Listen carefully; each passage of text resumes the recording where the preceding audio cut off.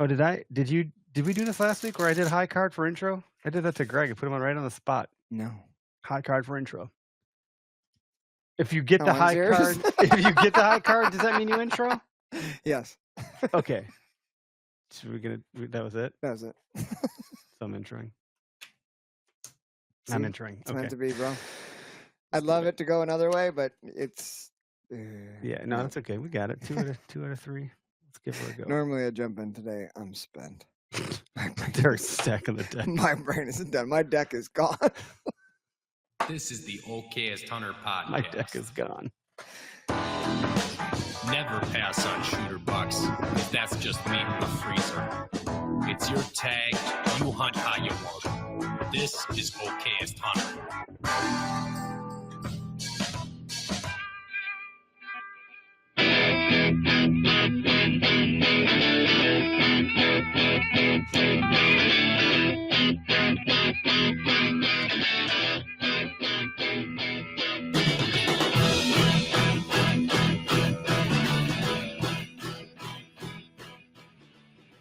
Welcome to the show. Hey there. Howdy. I don't feel like doing this tonight. We should just close it up and hang out. We're going to be on for about 10 minutes. We'll run through the sponsors, and we're going to shut her down. We're done. We're going to shut her down. I'm not feeling it today. We don't have anything good that anyone wants to hear anyway. Yeah, we certainly don't. I feel like there was some things, but we're brought to you by Nosler. If you don't feel like shooting, it's okay. Nosler's got your back. Because I don't know how that can come together, but I feel like there's something here that my brain's too slow to pick up on. If you don't feel like missing by Nosler. Yeah. If you don't feel like missing and you're lazy because you don't want to track a deer really far, you probably want some Nosler in your life. But I think it summed it up when we were doing a practice shot in the pork and chicken video when we were out in Oregon. Mm-hmm. And we were like, hey, we got to make sure that the rifles are on before we go out and do any more hunting, because I had maybe dropped mine once on the mountain on camera. Yeah, that was pretty funny. So we shot, and I guess Nosler would be about the same, man. They're just too accurate because it just removes that excuse that you can use. They're like, it must have been a bad shell. The scope was off. Damn twig. Like, I shot and I hit that box right in the middle, and Dylan was like, well, it's you. If you miss, it's on you. You're like, oh, there goes all my excuses. Yeah, I when I shot the whitetail country, I had expressed like this is the most. Everyone says like your rifle will perform different with different rounds or like brands and so forth. And for whatever it's worth, like sincerely and truly, my rifle seems to have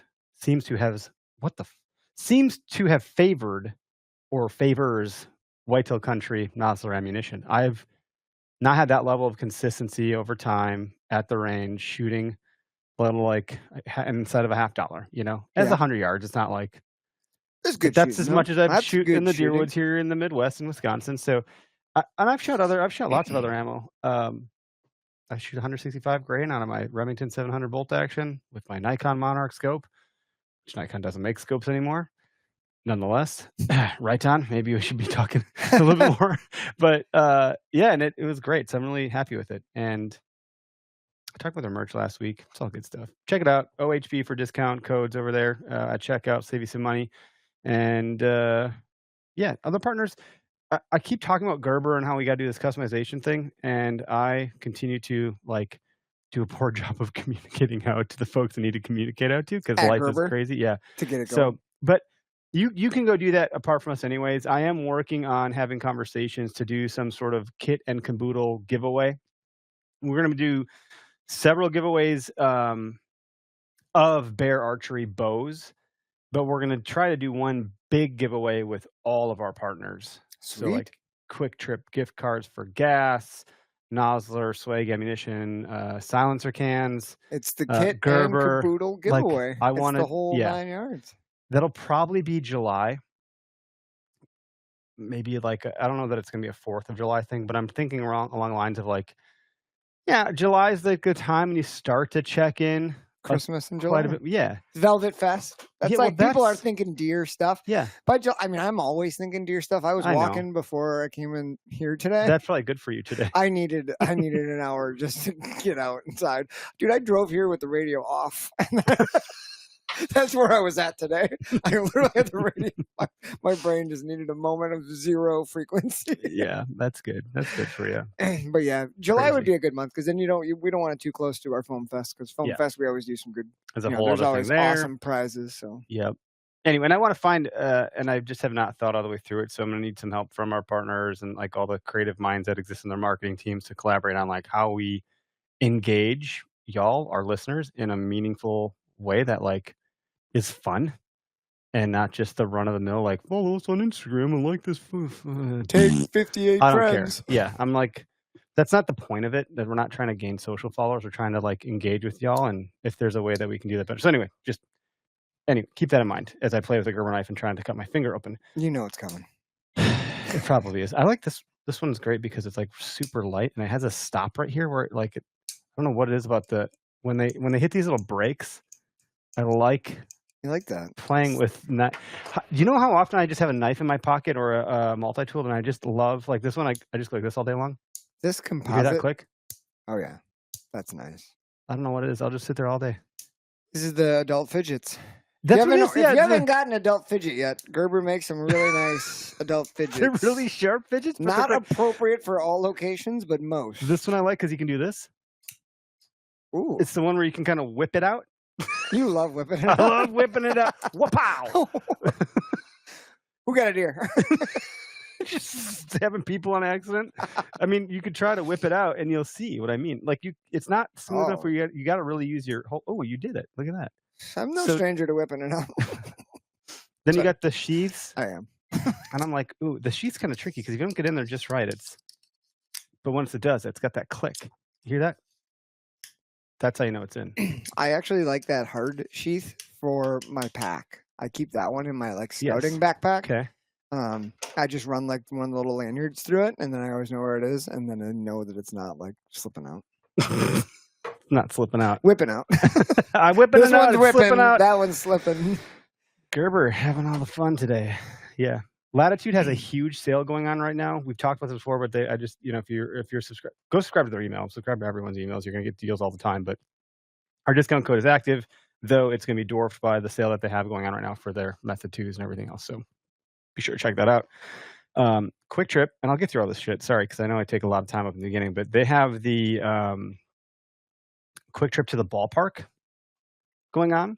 So you need the Quick Trip app on your phone for the reward system. But if you do, every dollar you spend at Quick Trip, when you have your rewards card, when they ask you, get it, swipe it, whip it out, swipe it, and you'll earn every point for every dollar you spend before taxes with Quick Rewards. And once you earn 200 points, you can redeem your points for a Brewers ticket. Really? So it's kind of like, you're spending money there anyways. You're obviously probably gassing up there. You're going in every time because, what am I going to buy? What am I going to buy? Cool, I'm going to go in there because I don't even know an idea, but I'm going to get something. And you're not going to not get a Kona dark roast coffee with a donut. I can't go in there without getting those two things together. We stopped there right before we went up north, and I'm like, all right, kids, I'm going into Quick Trip. Who wants stuff? And it's like I'm just walking with a grocery bag full of crap for a road trip and swiping that rewards. Let's get that Brewers ticket. If you're closer to Minnesota, it also works for Twins. So that's a new add-on this year. So check that out if you haven't already. If you're not already doing that stuff, it's kind of cool. I think, short of Rack Hub, that's everybody. And we all hopefully understand what Rack Hub is. I was just at my buddy Dave's house up in Glenwood City. He's got this beautiful high ceilings with this fireplace going all the way up, and there's 2 empty spots on either side. I'm like, what's for the empty spots? Because he's got some great mounts. Mounts are in the basement. The basement's not finished yet. And I'm like, what's up with that? He's like, well, his wife was like, well, you can't hang a deer then unless it's a 180. That's what he tells me. And then I bring it up to her in the kitchen with him there. I'm like, so what's the deal? He's got to get a 180. She's like, no, it's a 190. I was like, oh, it's changed. 190. I was like, you better be careful, Dave. Before you know it's be 200. I said, why don't you go find some sheds and you can get Rack Hub, and then you don't have to worry about it. And that might be a winning way to hang up antlers. So we've talked about this plenty of times. It is cool. It is unique. There's a lot of other companies out there doing this stuff now, but I think Rack Hub is the only one that has it where they can display moose paddles and elk antlers Well, and that can support that kind of weight. And shed antlers and the Euro mounts, like the skulls, are awesome for hanging by fireplaces because obviously fireplaces you're dealing with constant heat. And That's a good like point. those can mess up, your hide on a mountain and whatnot. So I Yep. don't know that I'd ever hang like a real nice mount above a fire, but Mhm. I'd hang an antler or a skull. Like the bone's gonna dry out a little bit, but like Yeah. it'd be better than what That's a your mount's gonna look like after valid point. 5 years on top of your Yeah. your fireplace that's roaring. Well, I told Holly at some point, like this podcast studio can't, I mean, short of putting him on the other side here, which I guess I could do. But like I want 2 deer on either side of my fireplace upstairs, which is not a functional fireplace because it costs like $8,000 to fix. So we just don't use it. You just put like I one of put a those little fake one. Yeah. yeah. It shoots out heat. It's great. So anyway, we got all that stuff going on. Topic today, turkey. Oh yeah. It's pretty open-ended. The phone lines are open. Wisconsin just had their youth season this past. Well, is it still going? I don't know. Does the youth run just for the weekend, or is it like a Wednesday through Tuesday, You're like asking the all wrong the guy. other ones? It might just be the weekend. Yeah, I don't know. I actually don't remember how that works. Well, so I was up north, England City, and our friends have kids in very similar ages as our kids. They have 4, we have 3, but their 3 are same age brackets as our 3 mostly. And he's like, well, we were going to come up on Friday or Saturday. We weren't decided. He's like, come up Friday night so you can go turkey hunting on Saturday morning. He's like, I'm going to bring my daughter. She's the same age as your daughter. Like, let's bring the girls out first thing in the morning. So Heck we did yeah. that. So we brought What time did you guys get up? like 5:30. Were the kids up and at them, or was They were it a super struggle? tired. Like mine was super tired, Logan, and I was like, let's go. We're going to, I mean, she was excited about it. So like she got herself up, brushed her teeth, got the stuff. We went in, walked all the way to the blind, and got in there. And he's like, "You guys even say hi to each other yet?" Like, they became best friends throughout the week, and it was great. But the first moment was kind of awkward because they're both like, "Shut up, Dad," to both of us. Like it's awkward. They're at that age where it's like, Dad, stop making it weird for us. Yeah, that's what was happening. They eventually got bored and were like, "Can we go back to the house now?"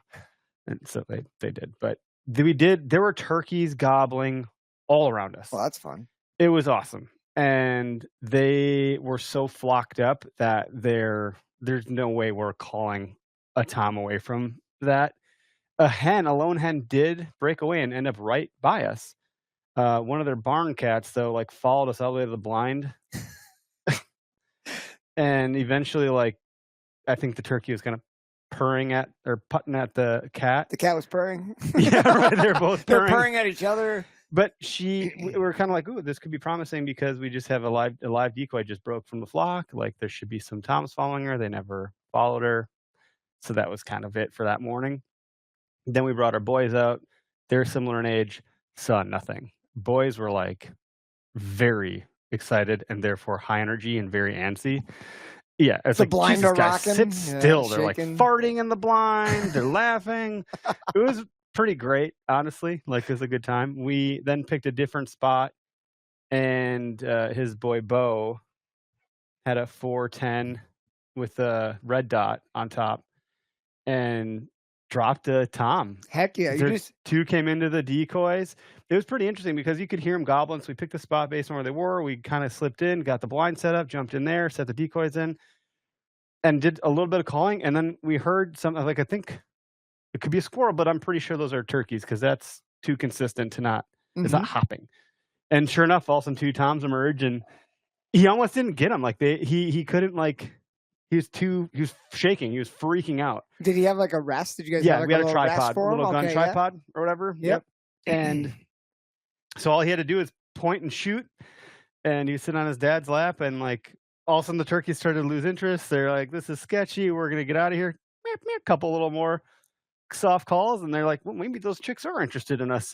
So they turned back around, and then he's like, boom, right in the face, dropped it right where it sat, and it was he's like, "Oh, we're like, you did it!" It was pretty cool. And he's little. It was his first turkey. He was little guy, 4 years old, and he did it on his own. Cause Dave was pretty adamant. I can't help you. This is your hunt. It's a youth hunt. I can't pull the trigger for you. People can say I shot the turkey.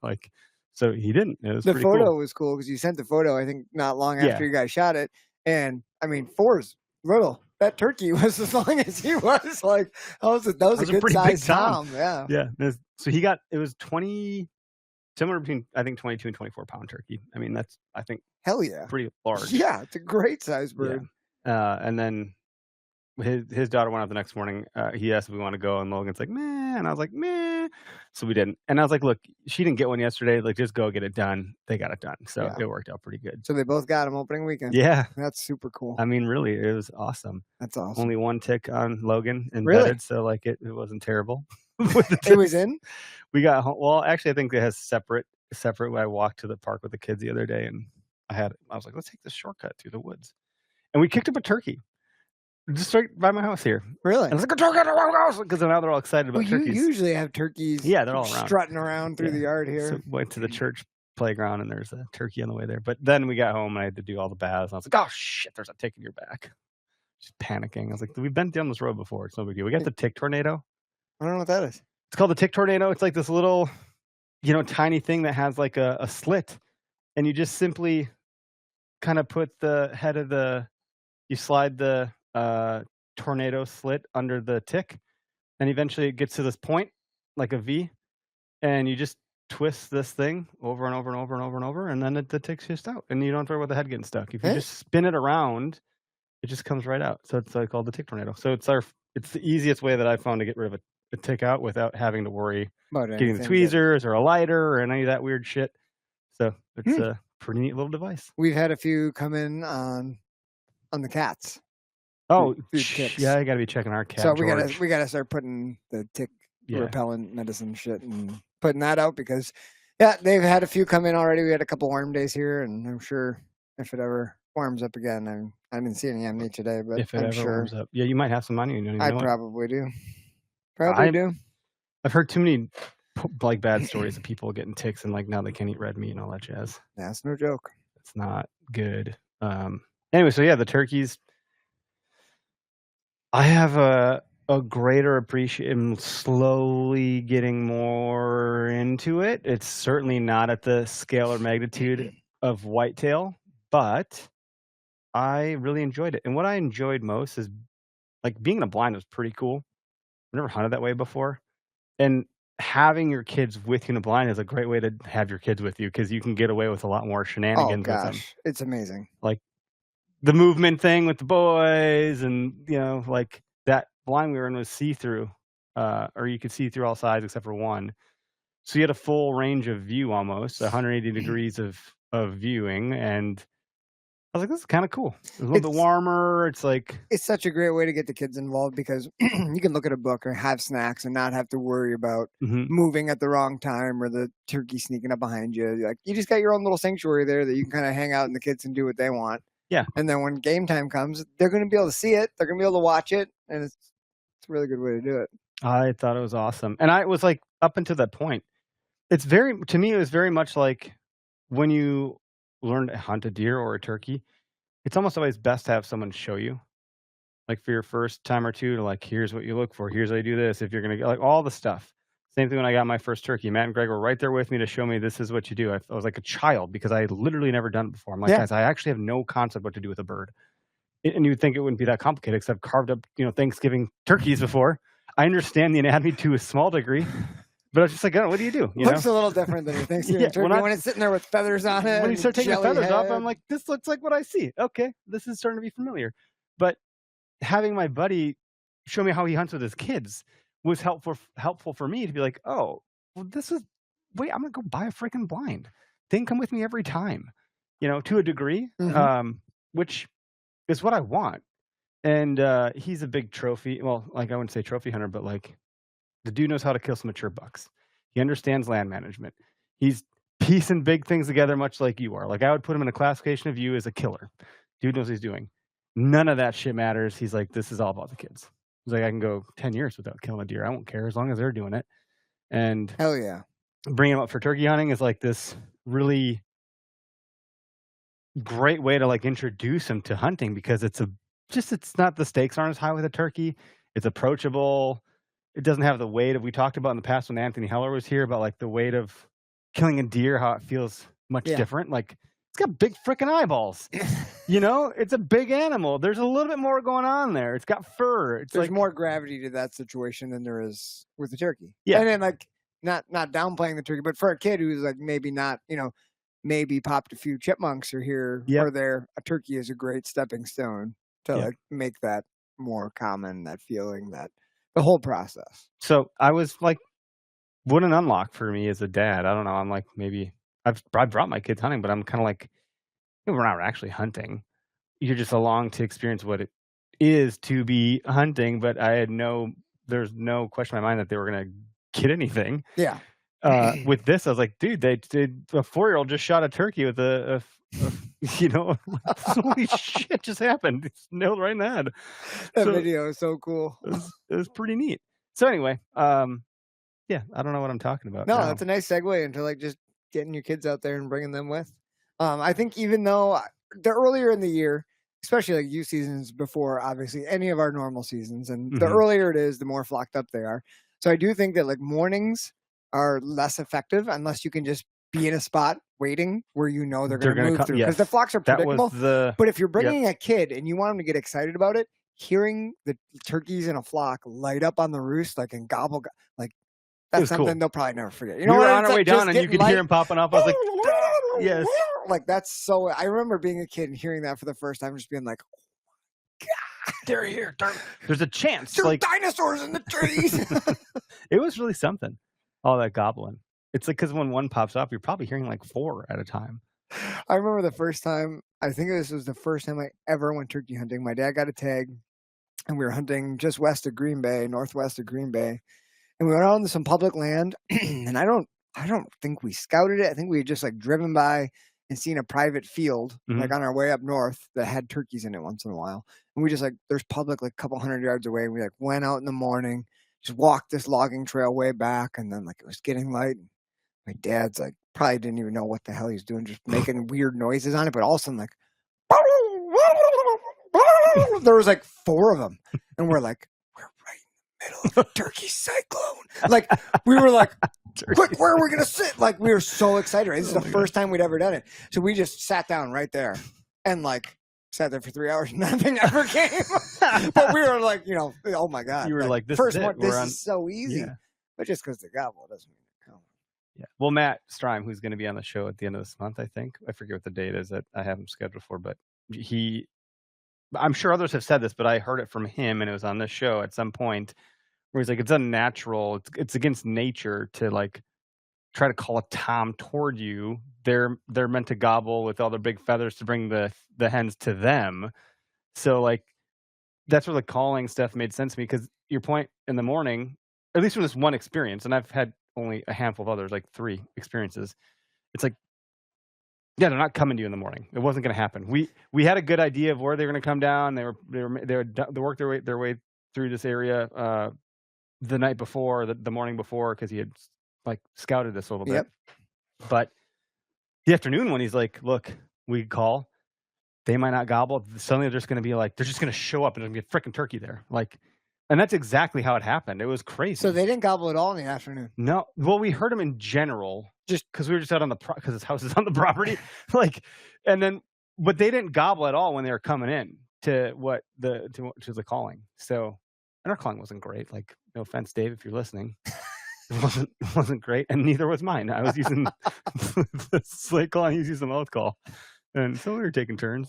Yeah, I mean, are you really an amateur hunter if you're not throwing out a few weird ones every now and then? You're like, oh, this is going good. It throws you. And it was windy over the weekend, so you kind of had to be pretty loud with it to cut through some of the wind. But I don't know. Yeah, I think a lot of times, and all throughout the season, if toms are with hens, like 10 o'clock seems to be the magic time where like they've gotten a little bit bored of being with the group. What do you got here?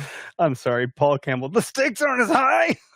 Paul Campbell's like, the stakes aren't as high. Like he's yelling at me because the stakes are a little high. Paul hosts the Turkey Season podcast. Paul, you should call in, because I titled this episode something that I think I learned from you, which is, and by the way, the Turkey Season podcast is the #1 podcast on the network right now.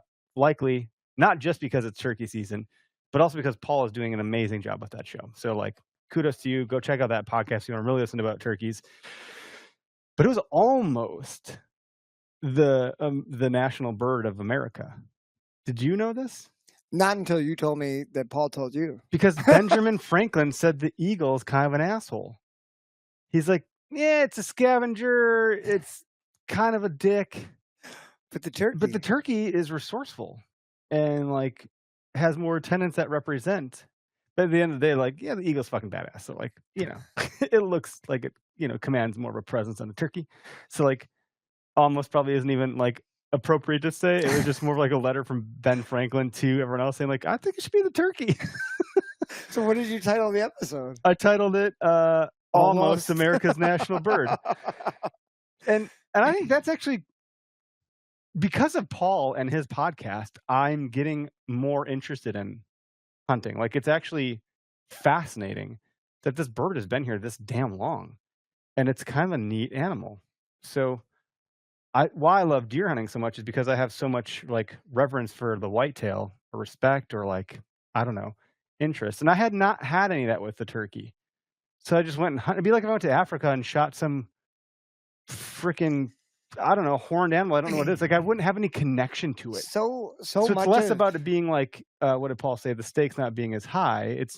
It's also like my connection to the animal isn't as strong and that's growing. The start of the connection with any of these things, hunting, fishing, blah, blah, blah, is really important too on like what your initial thought or like it creates your own bias. So like if you grow up seeing turkeys like running through your neighborhood and like pecking people's bumpers because they see the reflection, like it's not going to be as high stakes as something that you regard as like a wily old mature buck. Like in your mind, it's like this wild creature. But like, you know what I mean? If it's, I remember seeing our first turkeys on the way up north. Like we had heard that there were turkeys around, and we were driving down a highway by like Pulaski, and all of a sudden my dad is like, "Holy shit! I think I just saw a turkey." And we like slam the brakes on, pull over. We have like 3 pictures on a throwaway film camera that we took that you can't even see. But there was like 2 turkeys running through the woods. Yeah. And we were like, oh my God, it's a turkey. And like, that's where like initially I was just like, man, that would be super cool one day to be able to like hunt those things because they were rare. And then we like started hunting up north and it was really cool. But then I kind of went through a period where like what you did almost, but you've never had the super deep like want to hunt them. Yep. I hunted them a lot with my dad early on and had a lot of good success. And then I just completely lost interest in it for probably like 7 or 8 years. I didn't even go. I didn't get a tag. Just like, I was like, turkey's a turkey. They all look the same. Not that interesting.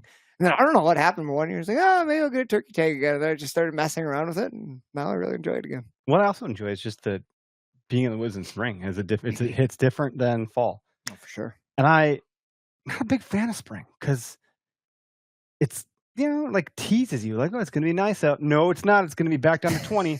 Hey, it's going to be nice out, but I'm going to give you like days of rain with like puddles of mud everywhere. It's going to be 65 in the morning and then it's going to hail in the afternoon. And then you throw in allergies and mosquitoes and ticks. I'm like, man, I don't know. Like, I'll take spring over summer. Golf looks pretty interesting. Summer sucks in Wisconsin. But being out that early as someone who works at quite literal, like a 9 to 5 is like the, you know, like a work and knowledge, you know, job or whatever. It's like, yeah, it's not, I don't have to be to work. I'm working early and then get the kids on bus and I clock back in and it's like, you know, start your day. But come turkey season, you could be out before the sun comes up. The sun comes up, the turkeys do what they do. You shoot one and you bag it, tag it, whatever, and you can get to work. I think I've shot my last 6 before work. And your work starts early. I start early. I got to be in at 7 o'clock, 7:10. Yeah. Because it's not as like, you shoot it, if you're shooting with a shotgun, you shoot it in the face, it drops dead. You're shooting a whitetail with a bow and arrow. Yeah. God knows. You might track it 300 yards and have to wait the next day. Like the whole like, hey, honey, I'll be home, or I got one. Then it's like, oh, boy. Now you drove all the way out, starts. you know, to help me that one night. Our wives know that when someone got one, they're like, oh, God, here goes a day and a half. It's not that straightforward. He's gone for a day and a half. I've heard someone tracking it. I mean, I think it probably could happen. Don't get me wrong, especially if you're bow hunting a turkey. Like you could probably track it for a little bit or something. But it's just so much less common. Yeah. At least anecdotally. I've been super lucky. I've only killed 2 with my bow. Okay. Both of them dropped. I don't know how. You sold your bow last year, didn't you? I thought you got one with your bow last year. I think it was 2 years ago. Was it 2 years ago? Yep. That one I had on camera. I filmed it, and that one just dropped, which was unbelievable. Like it just Dead. Did you have a GoPro by like the decoy? Was that you that did? Who did that? Someone in our group did a GoPro by the decoy, I don't think that which I thought was me. kind of cool. I've done that, but I've never got one with the GoPro Oh, by the because the decoy. GoPro was there. Yeah. They saw the GoPro. It's like Tyler Meaden. Did you hear what he did last year with deer hunting? Something with the light. Yeah, what happened? Yeah, Was it he had it the light he had thing? like on the ground looking or something. He hit record and the red light came on, and like or like a light or deer's something. just- And you're like, the shit is this? I was like, you got to mess with all the settings ahead of time. You got to turn off all the noises. Some people the like to learn the front-facing hard way. camera, the light, all of that stuff. Yeah, you learn real quick when you do it wrong once. You're like, all right, well, I'm gonna YouTube that. But no, so Paul, if you can call in, do it. If not, all good. I understand. It's 6:35 on a Tuesday night. People got shit going on. What season is your tag? I didn't buy one. yet. Hey, Well, usually I just do the leftover stuff, and then I just get all these people that seem to be excited and enthused to bring me hunting. did you get a leftover one? I intend to here. I could probably do it right now while I sit here on this podcast. Wouldn't be a bad idea. They might already be gone. They might be gone, but we're traveling that weekend. Yeah. So I'm kind of like, if I buy one, then I'll feel like I need to do both things. That's never a good outcome because then Holly's like, "What the hell are you doing to me?" Yeah. So Little marital stress. Yeah. I don't need to overdo that because I do enough of that in whitetail season. Yeah. But I was really happy to get out with the kids. Like I could let them shoot turkeys and never give a shit myself. I think there's that'll so much probably in be that. the That road was been you my real go. ticket. Like Yeah. that was a big deal. And now I feel like a jackass that I didn't even know that there was like, I barely knew it was youth season. And so I was like, what turkeys in season? Like what do you mean? You're going tomorrow morning? I think next year. We could maybe try to do something together. That would be or, really fun. you I know think what it'd be super fun. And like Bo and his son Croy, he had asked his son. Did he get one? No, because he asked Croy. He said, "Yeah, it's youth turkey. Like we can go turkey hunting tomorrow." Or, he like wasn't that enthused. And Bo was like, "Or we can go shed hunting." And he was like, "Oh, I want to go shed hunting." So I don't know if you saw the clip Bo posted on Ghost Bucks, but there's this super cute clip of Croy, his son, who's what, six, Okay. and you can see Croy's about 20 yards away, and there's a 4-point shed laying between Bo and Croy. Bo's got the camera, and he's like, "Hey, buddy, why don't you come up this way?" Oh, And cool. Croy comes walking across, trips on it, and never sees it. And then he walks up, and he looks up, and you can tell Bo's just looking at him. And he smiles. He's like, "What?" He's like, "Go back over that way." Oh, there it is. So he didn't go turkey hunting, but I thought it'd be really fun to get a couple guys with kids. We could set up a couple different spots. Be super fun. Because then the kids can like have their Turkey own camp. camaraderie among themselves. And I think that's a part that I thought was kind of neat about this past weekend. Like I could take my kids hunting and that's all good. They have each other. But there's other kids their age, their own peers doing this stuff too. Like you're kind of building that deer camp, turkey camp camaraderie from like the ground up. Heck yeah. And that could turn That's into really a cool, really, really you know? cool tradition that they carry on, you know. Like, I mean, our kids don't get to play too often. We live not too close to each other, though not also too far. We do have some get-togethers here and there, but we haven't done it in a while, which we need to. Yeah, but it'd be cool to be like, oh, Logan's like, hey, Gus, turkey camp was the thing I remember the most about us growing up, or something like that. Like that could be something real that actually comes into shape. And it's like we didn't see each other too much, but we did see each other turkey hunting all the time. That'd be fun. Yeah, we should definitely do that. Paul in the comments said, "Thanks for the love, fellas. Happy to be part of the network." Derek, I had the same 6 to 7 year old sabbatical. 6 to 7 year sabbatical with deer hunting. See? Took one big deer to reignite that fire. Great work. All right. Michael good, John. Paul. Oh, hey, Durka. That's a buddy of mine. Mike, all right. College buddy. Good. You gotta get him turkey hunting. He's never been turkey hunting. Never been. See, I'm not the only one that's like new to this whole thing. Yeah, you gotta get Mike and Maverick, bring them out. When Maverick gets a few more years on him, it'll be kid turkey camp. So I'm gonna probably go buy some shotguns. Like I got one on order. I got 20 gauge. I need one, and apparently a 410 is a good way to go for youth. 410 is awesome. The shells did the are job. pricey. It was $7 per shell. Yeah, he got the. But TSS. he shot. Yeah. Well, he made it count. 2 shots, 2 dead birds. That was it. It's all it took, which was wild. I mean, That's you cool. put the one thing in there.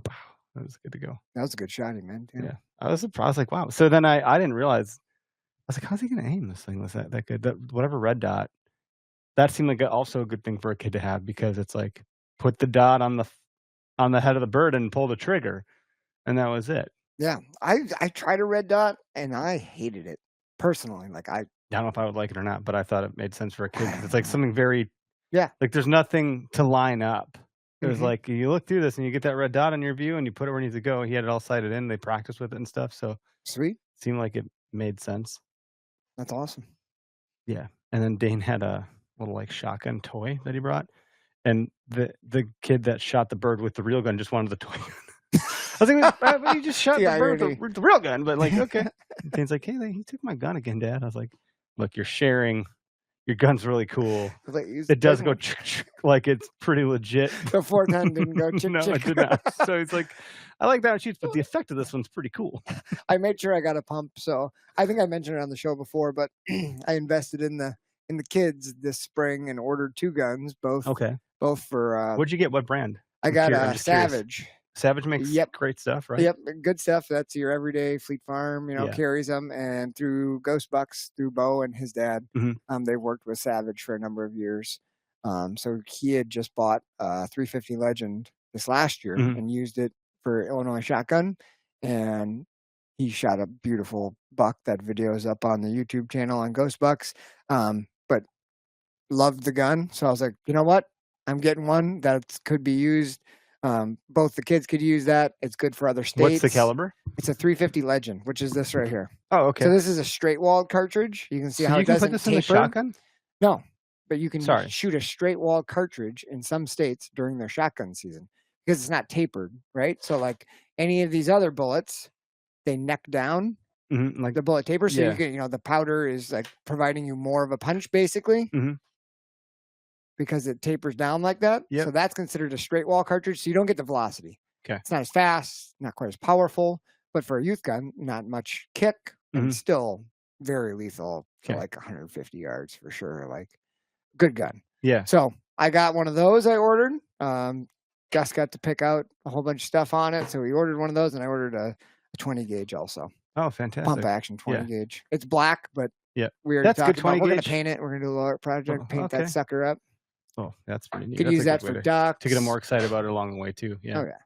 Yeah, so what do you think the most versatile gun is for a kid that, like, if you I guess shotgun is very unique because you can do, like, slugs and Yeah. birdshot. So, like, you get I killed my first deer with a shotgun slug.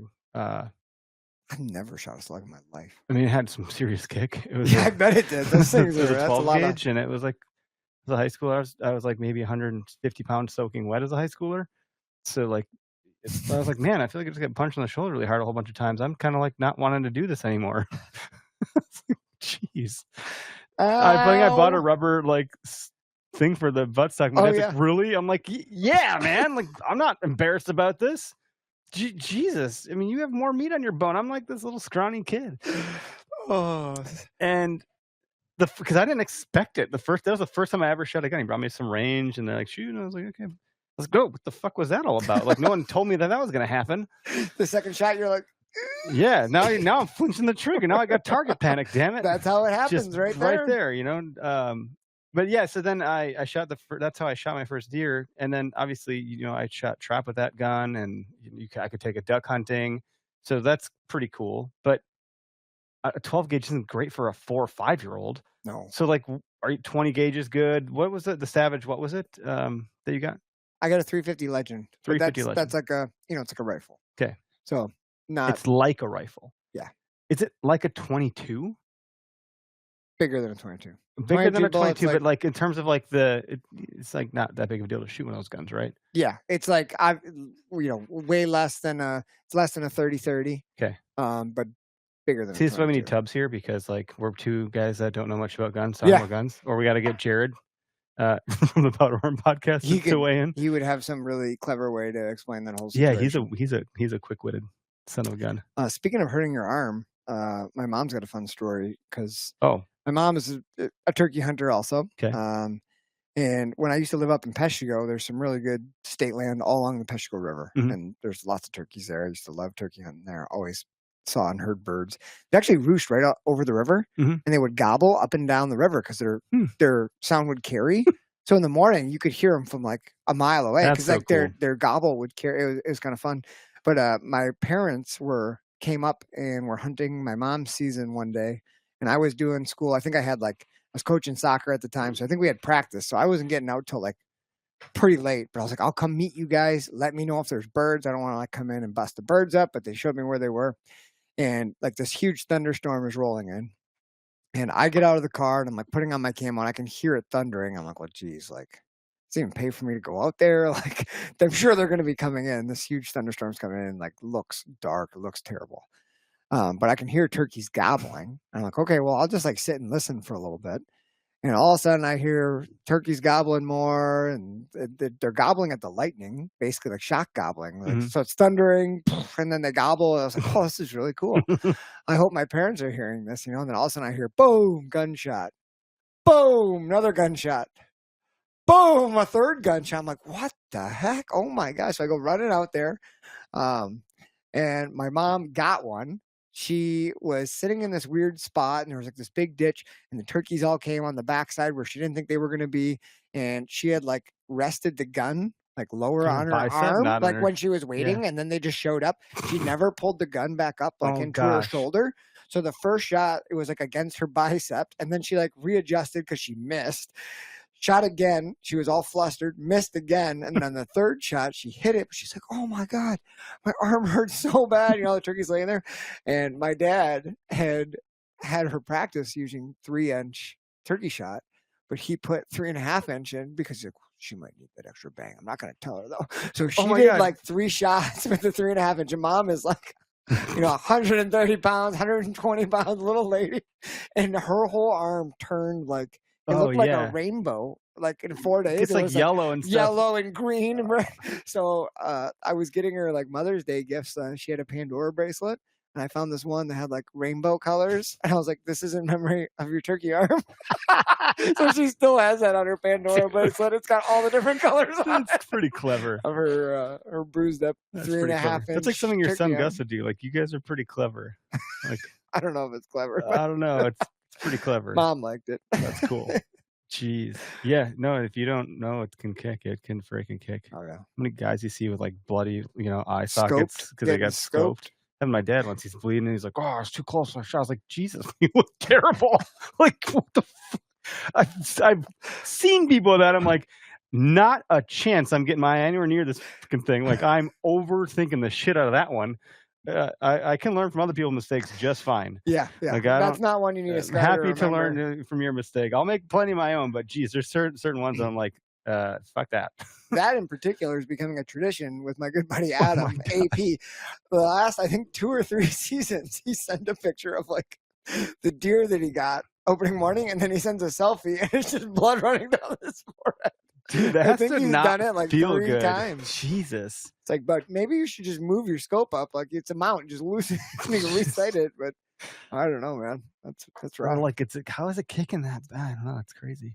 I love shooting my rifle, man. I enjoy it. I like it. It's like your bow. It's therapeutic almost. There's just something about we putting should stuff pick in the the day and crosshairs.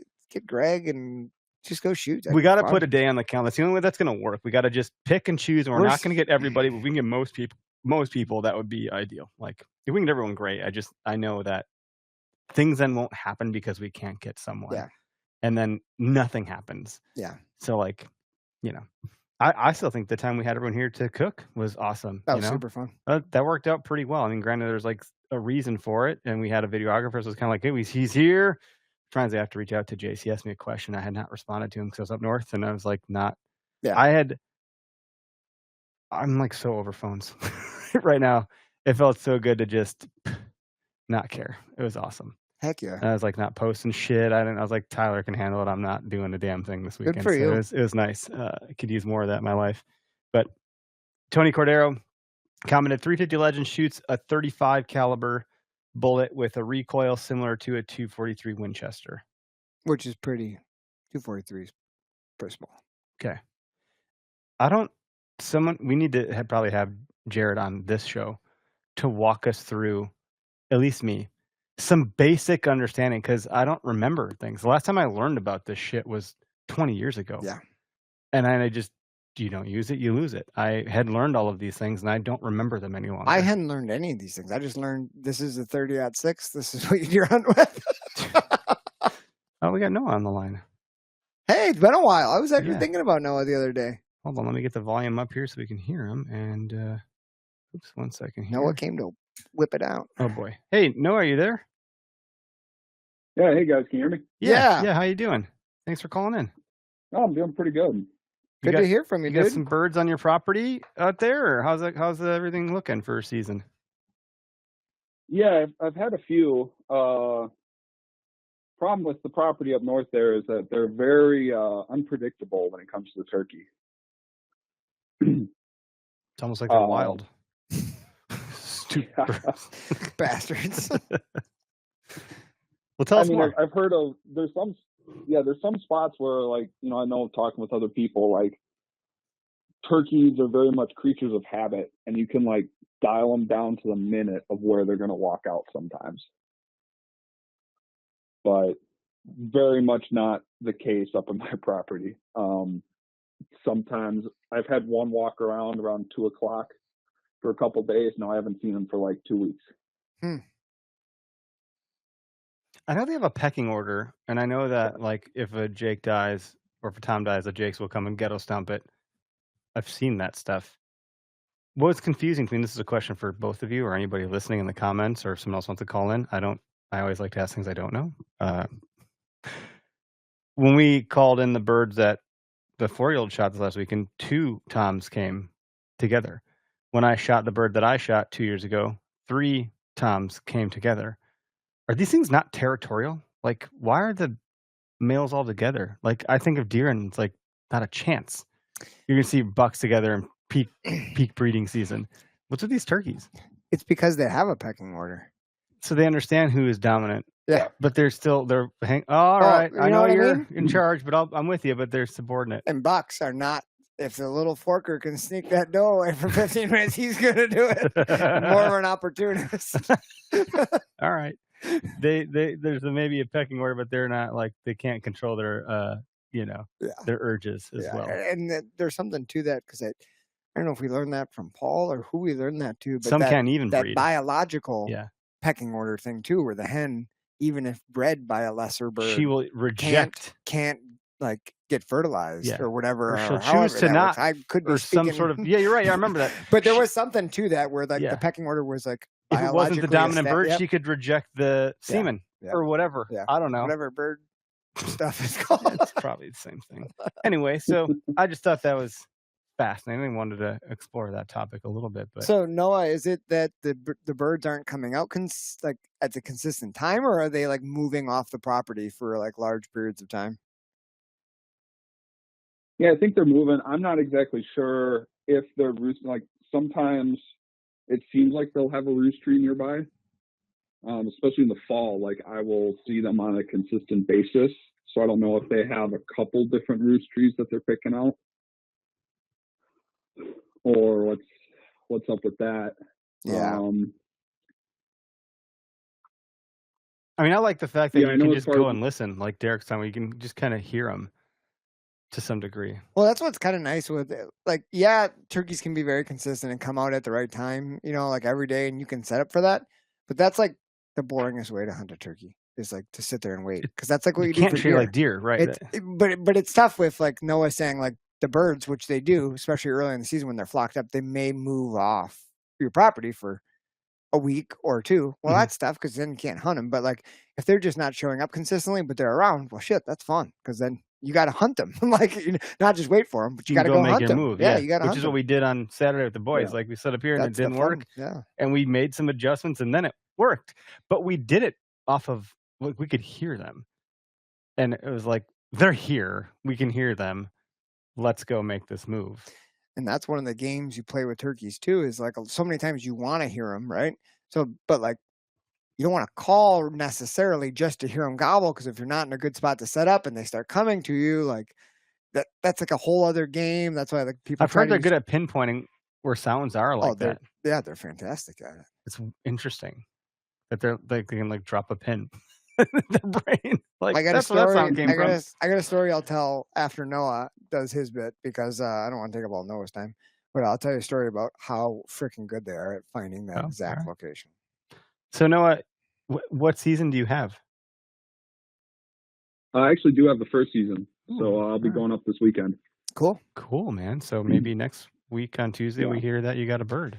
Maybe if they haven't been there for the Oh, last hopefully. week and a half, 2 weeks, maybe they'll move back into your area soon. Hopefully. That's what I'm hoping. It just snowed up there today. Oh shit! Really? Jeez. This spring's been crazy. Yeah. Did you guys get that big ice storm? Yeah, we did. It actually took down a few big trees on our property too. Yeah, that was nasty. Did you have that open? Up at the cabin, Yeah. my parents didn't have power for, I think, 5 days. What would they do with all the meat? Put it in coolers. Okay. Ice, coolers. And it was cold out. Yeah, it works. So that was There's okay. snow or ice. Yeah. They just threw it on the ground because it was freaking ice. No. Well, hey, man. We'll see if I can get it done this year. Well, have fun, man. Like this is my second year, third year turkey hunting seriously, and I don't know what it is about those turkeys, but they're so dumb, they're smart, you know? Yeah, that's the whole trick, right?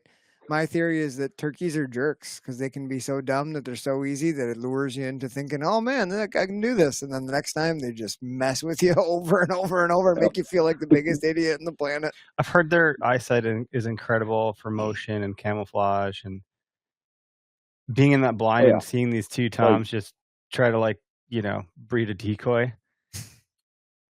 Deer, I'm not seeing a deer do that if I'm right there. But I do enjoy you don't have to worry about scent. Yeah. Like it's there's just some things that don't line up as a 1-to-1, and that's kind of maybe there's some excitement around it. But when you say they're dumb, I picture that happening. I'm like, yeah, they're pretty freaking stupid. I'm right there. How do they not get it? A deer would know there's someone in this blind. Well, Noah, you know the drill. If you get out there in the morning and you don't hear a single thing, like the turkeys are not in your area, up by Tomahawk, that area. I mean, there's enough public ground around. Just go drive around, look for some oak hardwoods, call in the midday. That can be a good time to pull them off their hens anyway. Mm-hmm. So you never know. Maybe you find an opportunity to whack a public land bird. Yep, that's kind of the plan. I do like, as much as I like kind of sitting there like I'm a turkey deer hunting, you know, I also have found a love of running and gunning on them too. Heck yeah. Wear some comfortable shoes if you're running, not getting blisters. That's one of my recommendations after last year when I didn't realize we were going to be running and gunning. You were literally running. Literally running. It was crazy. Well, thanks for the call, buddy. Good to hear from you. Yeah, good luck to you this weekend. Yeah. Yeah, thanks, guys. You bet. All right, have a good one. Yeah, you too. So what's the story you have? Yeah, so I actually feel bad about this to this day, but back when I was in Peshtigo, had two friends, both teachers. My friends Matt and Maggie. Matt had come up and gone turkey hunting with me and got one, his first bird. We got it up in Peshtigo on the public, had a blast, super fun. So we went out and we're gonna try to get Maggie, his girlfriend at the time, now wife. We're gonna try to get her a bird. So we had tried some different spots. Had some action, couldn't get some shots, some things went on. So midday, we went looking around for a new bird. I went and set up in this one spot. I had seen a bunch of scratching and turkey sign. And we sit up on this little ridge close to the river. And it's like a big lowland swamp down below us. And I call into that swamp and we hear a bird fire off, gobble at us. We're like, okay, perfect. So we get set up. There's a little bit of snow, like half an inch of snow. Mm-hmm. We get set up, tucked into these pines, and we called for probably like an hour. And that bird just didn't seem to move. It just was gobbling from the same spot over and over and over. And I was like, well, he's like, you're coming to me. Frick this. I'm like, let's go get him. Mm-hmm. Like, he wants us to come. Let's go. So we jump in the car, drive around to the other side. I was like, I know how to get around there. I think I heard this story. And then we ended up going through that swamp to get after him. And it was like freaking horrible. Like, it was wet, mucky, nasty, super thick. Maggie's like pulling, I'm like, give me that gun. She says, she's like, we're all like sweating our butts off by the time we get up there. And you're just working so hard to make no movement whatsoever. We're trying to get close to this bird. And so I think we're close. So I rip the call, and that son of a bitch gobbles from sounds like where we just were. Like, he just took his time. I was like, are you freaking kidding me? So we're like, well, we've gone this far. We might as well keep going. So we go up, we freaking cut his track in the snow. He keeps gobbling. That sucker walked right to where my ass print in the snow was. Oh my God. His track walked right over where I was calling from. He walked right over my butt print in the snow. So you talking about a pin? Yeah. He walked He to knew the that's where it frickin' is. tree. As I've heard, like, And we they're weren't there because I got impatient and I ended up so dragging he's her thinking, "Where's this chick through at? a mile of She's playing hell. hard to get. She ran Yes. off on me." If we would have just sat and shut up, he would have came right That's to tough, us. though. Like, because they don't gobble when they're en route. Not They're always. Yeah, right? Like, they're trying to Turkeys are jerks. Yeah. Turkeys So are all this jerks. talk has got me wanting to go, and I probably won't be able to go unless I find someone. I mean, maybe I'll just go and, like, film someone or something. I'm not a cameraman per se, but I'd be happy to, like, Yeah. hold a that'd be fun. camera for someone if I go with Heller or, Vinny or something like Yeah. you or Derek, something like, let Heck me just yeah. go. I would think it'd be kind of fun to just be along. That would be fun. And I just so you're still out there. You're still. I got excited for the 4-year-old to shoot. Like, I was like, oh shit, this is getting me. Like, you know.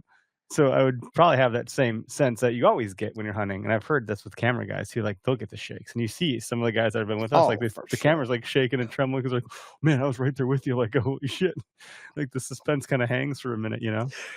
Yeah. So I think that's probably what I'll end up doing this season. It's a little bit more of that if I can. And Holly will probably let me go. Like, hey, I gotta help these guys out. I gotta film it for them, you know. Heck yeah. And then it's for someone else. It's not for me. I'm just, Hey, I'm I not going got hunting. I gotta, I'm the guy doing the stuff. I gotta help them out with their thing. doing a simple kindness for another. Right. She's probably listening right now. Shut up, Eric. I'm wondering if I'm gonna have to make a choice here, just with limited, weekends to go off and do something. Mhm. We got the moose shed antler When are you doing that? camp. Well, we don't know if we're doing it for sure yet, but there's been a lot of chatter Okay. amongst the moose group. They just got like 8 inches of snow. Oh, It won't be anytime soon, but my turkey season's not till like jeez, May that is 7th. crazy. So if I have to choose between going up to moose shed camp or turkey hunting, I'm gonna go to moose shed camp for sure. Mhm. Turkeys. Who do you go with? Bo, Yeah. my buddy Brian, and my buddy Lane. And you guys who's the go up to music like teacher. Ely, Minnesota, that area, or? Yeah, we go way up north and stay at our buddy Brian's place. He's got a camp up there. Okay.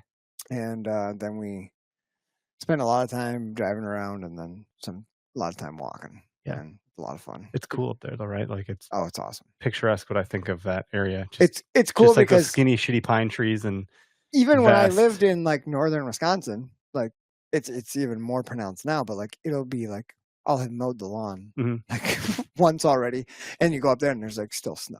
Like it's like holy shit, winter is still holding on. We went to the Bunch Waters in July years ago now, which is sad because like time is flying by too quick. You jump in the water, it was ice bath water temperature. It's chilly. I was like, because it was like, whatever day it was like time to jump in the water and just get yourself cleaned up a little bit. And I was like, whoa, this is really cold. Jeez, what the hell's July? I'm like sweating balls here and I'm freezing this water. Hey, that's another thing we're gonna have to start setting up as the kids get a little bit bigger. Is like Bo and his boys would probably love to go. Oh, I God. want to I want to bring my kids so bad. I want it to be a yearly tradition, and if Well, we can then get a we couple should groups really to talk do about it, that. like Yeah. I think that's like a really cool memory. That would be amazing. It's a different world up there. It's pristine. It's beautiful. The loon echo is what I like. That's what gets me. And the stars, like you can see. I'm 100% certain I saw the Milky Way. Like, oh yeah, the way I want to do, the way I did it with the fellas when I went as a young dude, we just portage and set up camp. We had to tear down and set up every other day. Yeah. If I take the kids, I'd like to get maybe like a cabin or a main hub of a site and portage out on day trips and have that hub to come back to. So I'm not tearing down camp every 2 seconds with kids. That I think would be the way to do it. I don't know. 100%. Yeah. I think if you even just a portage like one lake in, and like found a good campsite that was like sweet, spot, right. and then you set up camp for 3 nights or however long you want, and then you just go day trips, bring the snorkels, bring the fishing stuff. Yeah. Kids would have a blast. Yeah, they could just keep themselves completely occupied on the campsite all day long. Yes. It's just there's so much. So cool we got to stuff start see that and do. too. Yeah, I remember the light switch of mosquitoes. It was like a certain literal minute change went from like no bugs to all bugs. I was like, so if you weren't in the tent by this time, I was like, get in the tent, they're coming out. It's like zombies were coming out in like the movie I Am Legend. It was like, oh my God, they're there and now they're here. And you can hear them. What is that? It's just crazy. It's crazy. They'll like fly off with you. It was nuts. Suckers. Yeah, I'll never forget my buddy Shane just laughing. We're like, get in the tent. There's like 3 of us. Like, can you tell me what you do? He's like, what? It's so funny. I'm like, there's like $100,000 on your back. He's like, I can't tell. I'm like, something's wrong with you. Like, he also likes Malort, so he's just that. That says everything. That's right. Like, maybe that's why they don't like The that's why they like- Malort, yeah, they're not gonna suck the Malort out of your But blood. he didn't seem to care. He didn't care about the Malort. He didn't care about the mosquitoes. Shane, you're a freaking wildebeest. I tell you. Anyway, it's a good episode. Go listen to the Turkey Season podcast if you're not already. This is not even close to what that show is. Like, I don't think that's a similar wavelength. not at all. But there's a lot of cool learnings there. And if it's getting me fired up about like learning more about turkeys, I can't imagine what's doing people that actually already care about them or anybody else in that spectrum. Like there's a lot to unpack. Are you saying turkey hunters must be on the spectrum in order to like of turkey hunting? That's the spectrum I'm talking about. Yeah. So that's all I got today. Dates come up. So May 1st. Don't hold me to the first week of May. I'll give myself some grace here because God knows I will probably mess something up. We're going to announce Foam Fest for 2025. I'll tell you the date right now. It's going to be August 9th. So we moved it earlier in the month. We were going to move it not that early, but then like some other events were already spoken for at the venue. So we have locked in the 9th at Hurricane Archers. So typically we've done it on like Labor Day weekend. That's not the case this year. And it'll be that Saturday, whatever that is. And there's going to be a lot of really cool things. So we're locking arms with BHA Wisconsin chapter. Alec Beckers is helping us put that together. Yep. So, and then OK's Cook is likely going to join. I'm waiting for a full confirmation from Chris. If he does, BHA is going to help us get some venison, like some actual, like not venison, I shouldn't say venison, like a deer hindquarter or like some parts of an actual like deer from the DNR.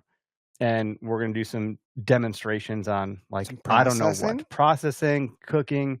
We're looking at doing some giveaways with like maybe Traeger or maybe Blackstone. And like the thing that I'm lobbying for is teaching how to do like get a perfect sear. So Chris is like, well, maybe we'll do some sous vide stuff and just start searing a bunch of steaks and showing people how that works. Oh, damn it. We seared all these now. What are we going to do with them? So just, we're not doing we're not doing a bunch of other seminars or anything. I just don't think there's enough room in a single day to like do all this stuff. So we're trying to be really like intentional about the itinerary because last year I remember we were waiting a little too long in between getting done shooting and announcing like the raffle stuff. So we're changing that up a little bit around like you need to be done shooting by this time. And if you're not, that's okay. But then just know like you're gonna miss out on some of this other stuff for raffle. And we're looking at doing a shootout, an elimination like Heller has done. Yeah, that's fun. Let's do that. So we want to do some other ways to not just raffle, but also like you can win prizes by doing certain things. So we're in the planning phase right now, and we're just ironing out some of those details, and stay tuned on that. But when the event goes live, I think the price will be similar. We're also doing like Tyler's working on this part, but TBD on the number of people that respond first or book first or buy their tickets first. But maybe it's like, I'm making this up right now, but the first 20 get a t-shirt and a tumbler. Wow. Stuff like that. But we have to cap it. Yeah. Just of course. Economically, so that's what I want to like offer to the first. that shoot is fun for everyone, but not a financial money. Oh yeah, like we make $0. We usually actually go under on that thing, but what we do is we donate. So we have to cover our costs with the venue, make sure like all the food's covered. It's a new venue this year, so it's pretty exciting place, to think about a new spot. building. Yeah. Yep. Same organization, different literal location. But then we donate to Waukesha County Land Conservancy. So like we're really trying to get all this money back. All the prizes, like we're either paying for or getting or having some discount on. Like this event is about everybody coming together. This is not about us having some sort of revenue event. Yeah. I don't give a shit about that. I care that everyone's coming together and having a good time. And so for year 1 was 20 people that attended. Year 2 was 40. Last year was 60. And by those stretches, we should have 80 people this year. I don't know. Be awesome. We did. I don't care that it's not meant to be the biggest event. It's meant to be a casual, fun event for the people that do join. And fortunately, doing it at a location like a good venue, they have great targets, good course, the mosquito spraying, all that stuff is like taken care of. So it's less off our shoulders, more off our shoulders and less Yeah. on our shoulders for us to have to worry about. So we we've really tried just to get to branch out. hang out and Yeah. talk to everyone and Yeah. look at gear and play with saddles.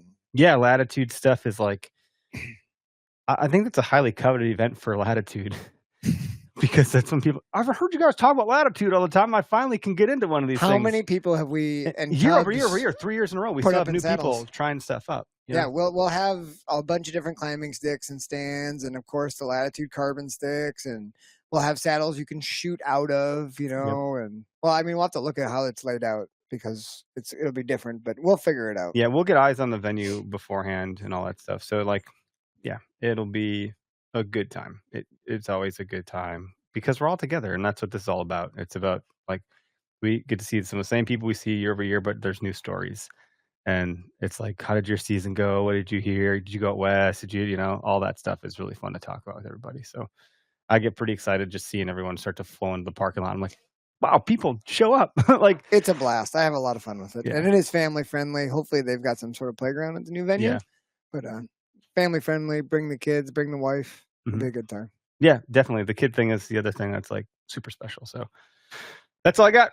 Thanks for tuning in and have a great week. See ya.